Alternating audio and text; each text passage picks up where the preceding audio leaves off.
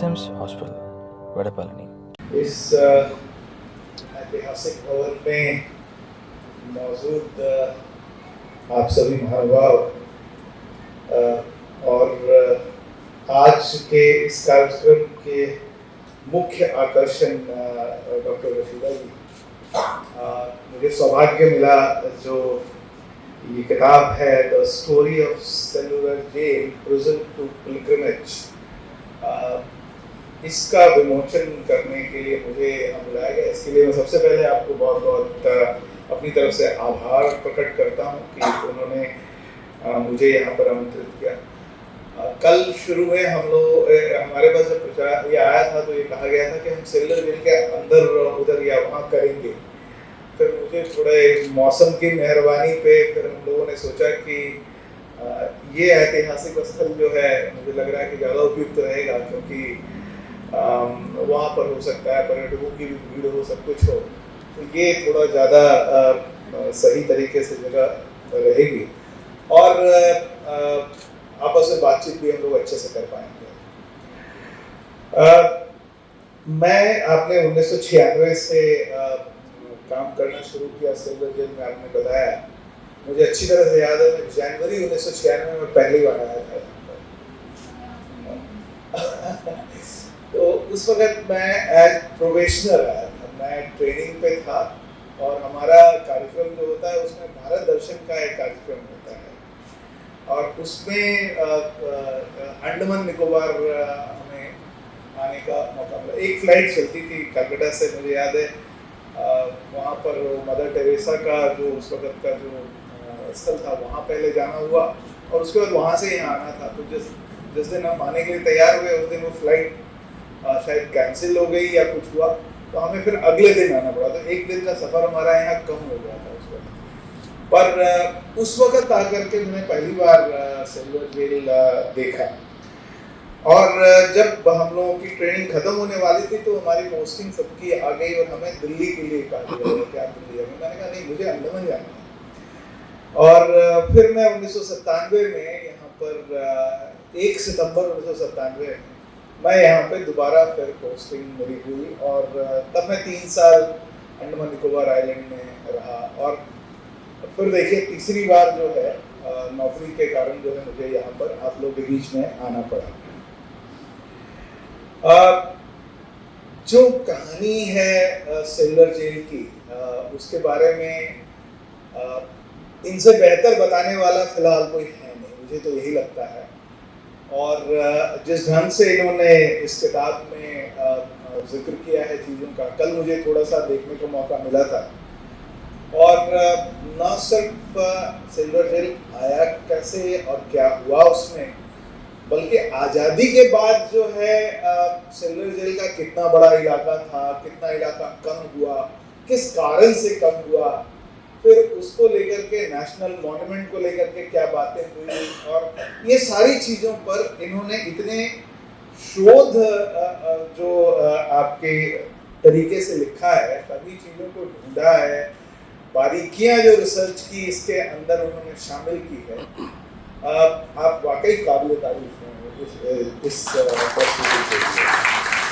और मुझे हमेशा लगता रहा, मुझे थोड़ा इतिहास से थोड़ा ज़्यादा मेरा प्रेम रहा है शुरू से और मैं मानता रहा हूँ कि जो समाज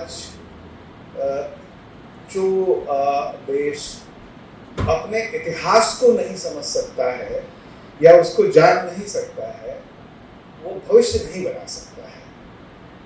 हमारे माननीय प्रधानमंत्री जी ने कहा था 5 प्राण और उसमें एक जो प्राण है वो है अपने विरासत पर गर्व करना। और जब हम बात करते हैं विरासत पर गर्व करना तो वो विरासत कई तरह की हो सकती है, बहुत कष्टदायक भी हो सकती है, बहुत गौरवशाली भी हो सकती है। पर विरासत को समझना और विरासत को जानना आज की पीढ़ी या आने वाली पीढ़ी के लिए बहुत ज़रूरी है। उसकी जिम्मेदारी है कि वो जाने और समझे, ये हम सब लोग करें, क्योंकि अगर हम उसको सही तरीके से डॉक्यूमेंट नहीं करते हैं तो आने वाली पीढ़ी के बारे में अगर हम कहेंगे कि आप इन्हें तो कुछ पता ही नहीं है, तो हमने अगर बताया नहीं तो पता कैसे होगा? तो ये जिम्मेदारी हमारी ज्यादा है कि हम उन्हें बताते कैसे हैं और क्या बताते हैं। और उस क्रम में हम जहां पर हैं अंडमान निकोबार द्वीप समूह में, वहां पर ये एक ऐसी हमारे पास एक विरासत है जिसके माध्यम से आप आने वाली जनरेशन को न सिर्फ इतिहास का एक क्रूर अध्याय जो है उससे वाकिफ करवाते हैं, बल्कि उस क्रूर अध्याय से जुड़े हुए जो हमारे भारतवासी रहे हैं, जो हमारे स्वतंत्रता सेनानी रहे हैं, उनका जो वैल्यू सिस्टम है, उन्होंने जिन मूल्यों का पालन किया उस दरमियान, उसकी बारीकियों को भी आप बताते हैं। क्योंकि कुछ मूल्य जो होते हैं वो यूनिवर्सल है, और उन मूल्यों का जो प्रदर्शन जो पूरी तरह से भारतीय मूल्य है, एक तरीके से आप कर सकते हैं, वैल्यूज है हमारी।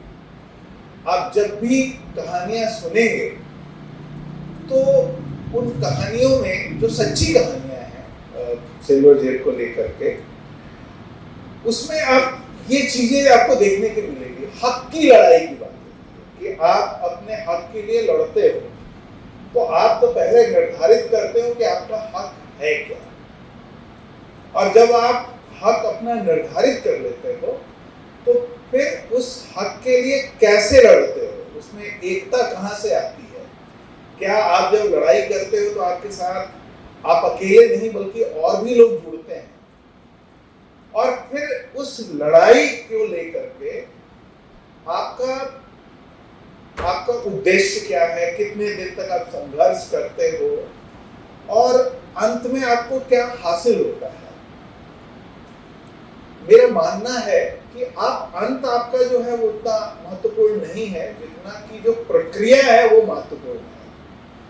कि उस अंत तक पहुंचने के लिए जिस प्रक्रिया का पालन हुआ इस दौरान, जब सेलुलर जेल में हमारे पूर्वज थे, उस प्रक्रिया को समझना, जानना, और हमारे आने वाली पीढ़ी, आगे वाली पीढ़ी जो है उसको वो बताना, ये हमारी जिम्मेदारी है। और इसे हमें जरूर बताना चाहिए और लगातार बताना चाहिए।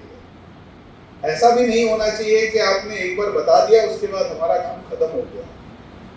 और न सिर्फ यहाँ पर हमारे जो साथ रह रहे हैं, हमारे जो यहाँ के लोग हैं, उनको पता होना चाहिए, पूरे देश के लोगों को, विदेश के लोगों को, हर लोग जो यहाँ आते हैं उनको इनके बारे में जानकारी होने की जरूरत है, और उसे बताने की जिम्मेदारी हम सब लोगों की, ये सम्मिलित जिम्मेदारी है। हम लोगों ने सिल्वर जेल को लेकर के मैं इस मंच से कुछ और भी चीजें बताना चाहूंगा विरासत को लेकर के। एक यूनेस्को का एक वर्ल्ड हेरिटेज साइट का एक कॉन्सेप्ट है, और उसके लिए बहुत प्रतिस्पर्धा होती है कि वर्ल्ड हेरिटेज साइट को लेकर के लोग जानते हैं, बताते हैं उस तरीके से। हमारे यहाँ जो सिल्वर जेल है वो उसकी टेंटेटिव लिस्ट में है। इसके दो चरण होते हैं, एक टेंटेटिव लिस्ट का चरण होता है और दूसरा जो है वो फाइनल वो बनता है। टेंटेटिव लिस्ट में 2011 में ये आ गया था, 14 में ये उस वक्त ये सिल्वर जेल हमारा आ गया था, जो यूनेस्को की वर्ल्ड हेरिटेज साइट की जो टेंटेटिव लिस्ट है। हमारा नारकोंडम आइलैंड जो है वो भी आ रखा है हमारा। तो दो हमारे ऐसे आप कह सकते हैं केंद्र हैं यहाँ के, जो वर्ल्ड हेरिटेज साइट की टेंटेटिव लिस्ट में हमारे पास आज की तारीख में है। इस साल हमारी टीम ने मेहनत करके, लोगों से बातचीत करके 4 और जो है साइट्स जो हैं टेंटेटिव लिस्ट में शामिल होने के लिए हमने अपना प्रस्ताव भेजा है। उस पर विचार विमर्श चल रहा है, और वो 4 साइट्स जो हैं, जहाँ तक मुझे ध्यान है, चाथम स्वामिल है आपका, बैरन आइलैंड है आपका, जो बाराटांग वाला आपका जो केव्स है हमारा वो है, और नानकावरी ग्रुप ऑफ आइलैंड का आपका एक सेटअप है। तो ये 4 अलग अलग लोकेशंस हम लोगों ने लिए हैं, जो टेंटेटिव लिस्ट के लिए हम लोगों ने उनको भेजा हुआ है। अभी जून में 3 दिनों का एक वर्कशॉप कर रही हैं हमारी सेक्रेटरी मैम, जिसमें आर्कियोलॉजिकल सर्वे ऑफ इंडिया, क्योंकि ये वर्ल्ड हेरिटेज साइट वो देखते हैं, तो वो लोग आ रहे हैं और उनके साथ कुछ एक्सपर्ट्स भी उसमें रहेंगे। तो एक वर्कशॉप का आयोजन हो रहा है जो हमें ये बताएगा कि टेंटेटिव लिस्ट में और हम कैसे अच्छे से हम लोग आ सकते हैं। साथ ही जो टेंटेटिव लिस्ट में ऑलरेडी है हमारा, इसको फाइनल लिस्ट में हम कैसे ले जाएंगे, इसके लिए भी भारत सरकार ने अभी हमारे पास पत्र भेजा हुआ है, और उसको लेकर के भी कार्रवाई हम लोग कर रहे हैं कि जो सिल्वर जेल हमारा है, इसको अब हम वर्ल्ड हेरिटेज साइट में फाइनल लिस्ट में कैसे कन्वर्ट कर सकते हैं। इसके कई फायदे हैं। गूगल का जमाना है, तो आप लोग कोई भी इसको ढूंढ सकते हैं कि जो भी जगह वर्ल्ड हेरिटेज साइट बन जाती है, वहाँ पे टूरिस्ट का आना दुनिया भर से ज़्यादा हो जाता है। उस जगह की देखभाल करने की जिम्मेदारी ज़्यादा बढ़ जाती है कि वो जगह सही तरीके से रहे, वर्ल्ड हेरिटेज साइट के रूप में, विरासत के रूप में वो बनी रहे। उसको लेकर के मैनेजमेंट प्लान बनाना होता है, ये सारा करना होता है। तो मैं ये बताना चाह रहा था मंच से आप लोगों को कि विरासत की चीज को लेकर के हम लोग वाकई बहुत गंभीर हैं, और हमारा ये प्रयास है कि Cellular Jail, Chatham sawmill, Ross Island, हमारा जो नेताजी सुभाष चंद्र जी का हमारा वाइपर आइलैंड, ये सब हमारा एक सर्किट के रूप में भी डेवलप हो सकता है, जो हम विरासत के एक सर्किट के रूप में समझ सकते हैं। क्योंकि हम आप सभी जानते हैं कि पहला प्रिजन कहाँ बना, फिर कहाँ शिफ्ट हुआ, फिर फाइनली सेल्युलर जेल में वो प्रिजन आया हमारा।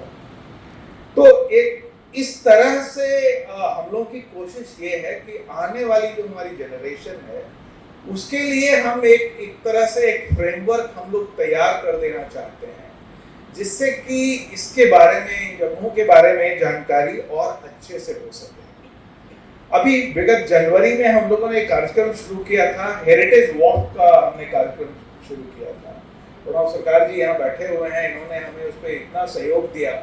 हम लोगों ने, मुझे लग रहा है 5 कम से कम हमने हेरिटेज वॉक यहाँ पे अलग अलग रूट बना करके हम लोगों ने यहाँ किया था। ऐतिहासिक स्थल में हम रहते हैं और यहाँ पर इसकी बहुत गुंजाइश है। तो अब तो बारिशों का सीजन है, जब ये सीजन खत्म होगा तो उस वक्त इस चीज़ को दोबारा अगर हम चालू करें, बताएं लोगों को, और हम हेरिटेज वॉक जो है अगर रेगुलर हम ऑर्गेनाइज करें, तो उससे लोग हमारे इतिहास से और ज़्यादा जुड़ेंगे। क्योंकि यहाँ पर आप हर कॉर्नर पे पहुँच जाओ तो कोई ना कोई उसकी कहानी जुड़ जाती है आपको, और कोई भी कहानी यहाँ की जो है वो अंततो गत्वा जो है वो सेल्युलर जेल से जाकर जुड़ जाती है। तो हमारा मानना है इस चीज़ को लेकर के कि हेरिटेज वॉक पे अगर हम लोग एक अच्छे से स्ट्रक्चर करें और 10 वॉक और ज़्यादा डेवलप करें, तो इससे हमारे सभी लोगों को फायदा होगा, और हम अपने बारे में याद भी रख सकेंगे। आपके पास जितनी जानकारी है, जैसे सरकार जी के पास या रविया जी के पास, बहुत कम लोगों के पास इतनी जानकारी है। वो जानकारी का महत्व तभी तक है जब वो जानकारी ज्यादा लोगों को पता है। कहते हैं ना कि विद्या जितनी है वो जितना आप बांटेंगे उतना बढ़ेगी। तो ये ज्ञान है, और ज्ञान जो है लोगों तक पहुंचना चाहिए। इसी क्रम में मैं अभी ये सोच रहा था कि बाहर में कई जगहों पर, लखनऊ या एवं दिल्ली में किस्सा गोई का एक कार्यक्रम होता है। किस्सा गोई का एक कार्यक्रम वहाँ पर बहुत पॉपुलर है। वहाँ पर वो लोग ऑर्गेनाइज करते हैं, और शाम में चुनिंदा लोग जो अच्छे तरह से बता सकते हैं, बोल सकते हैं, कहानी सुना सकते हैं।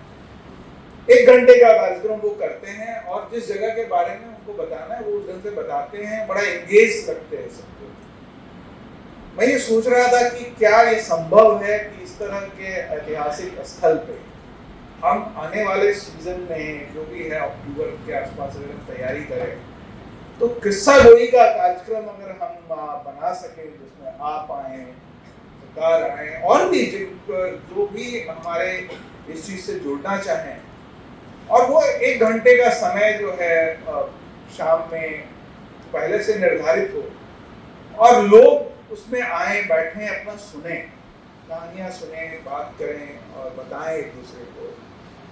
ये एक अच्छा कार्यक्रम हो सकता है। मैं आपसे अनुरोध करूंगा युद्ध जी कि आप इसको थोड़ा वर्कआउट कीजिए, स्ट्रक्चर वर्कआउट कीजिए। जो हमारे काला पानी के इतने म्यूजियम के जो इतने अच्छे जानकार हैं उनका सहयोग लीजिए इस चीज़ पे।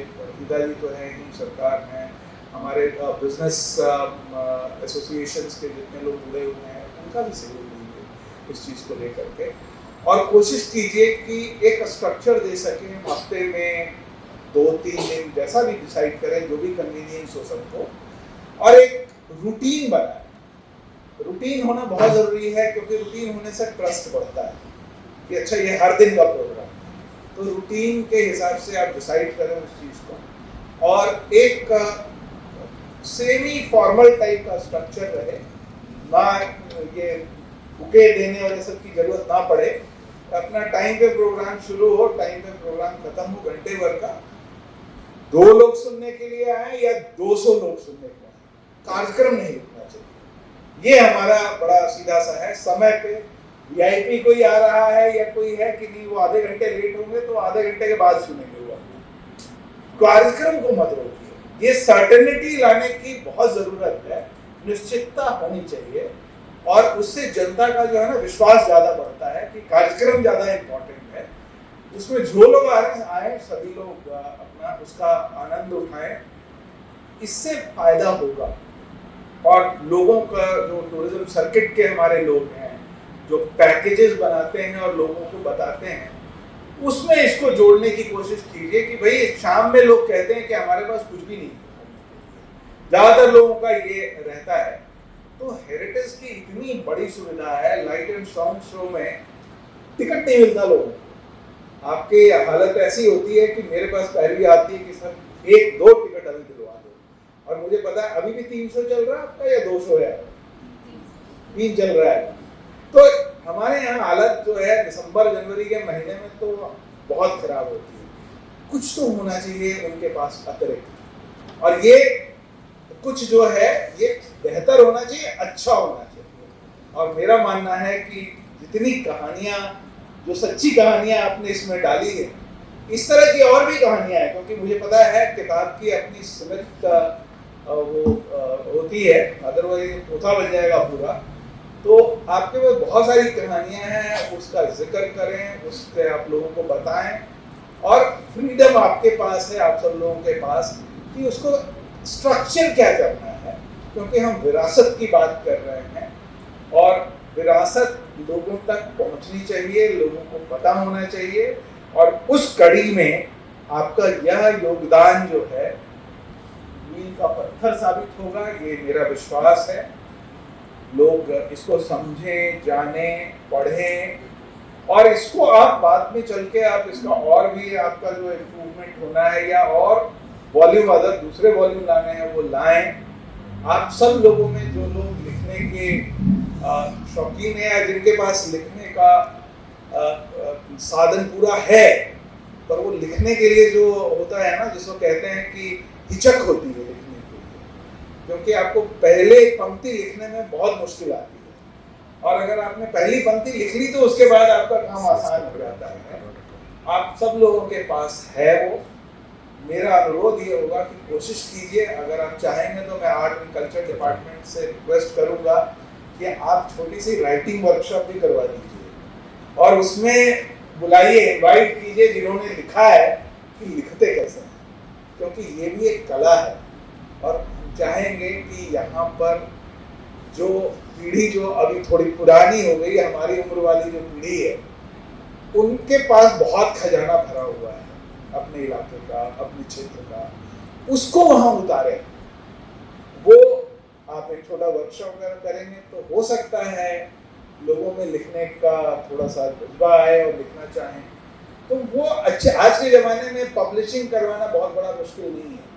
आजकल सेल्फ पब्लिशिंग का ज़माना है। आपकी किताब अच्छी होगी, जरूर जरूर जाएगी मार्केट में। आप लिखते इसीलिए हैं क्योंकि लिखना चाहते हैं, पैसा कमाने के लिए आप नहीं लिखते हैं। बहुत लोगों को होता है कि मेरी किताब आप भी खरीद लो, आप भी खरीद लो। अगर आपकी किताब बिकने लायक होगी तो लोग उसके लिए लाइन लगा के खरीदेंगे। आपको बोलने की जरूरत नहीं, आप लिखते इसीलिए हैं क्योंकि आप लिखना चाहते हैं और आपके पास लिखने के लिए है। तो मेरा इस मंच से आप सब लोगों से आग्रह है कि ना सिर्फ आप अपनी विरासत को समझें, विरासत को जानें, बट उसको बांटें भी। और बांटने के लिए बहुत तरीके हो सकते हैं। बच्चों के बीच प्रतियोगिताएं करनी हो, वो करनी चाहिए। वो किस तरह से देखते हैं अपनी विरासत को, तो ये सारे हमारे पास आपके माध्यम से बहुत तरह के विचार आ जाते हैं।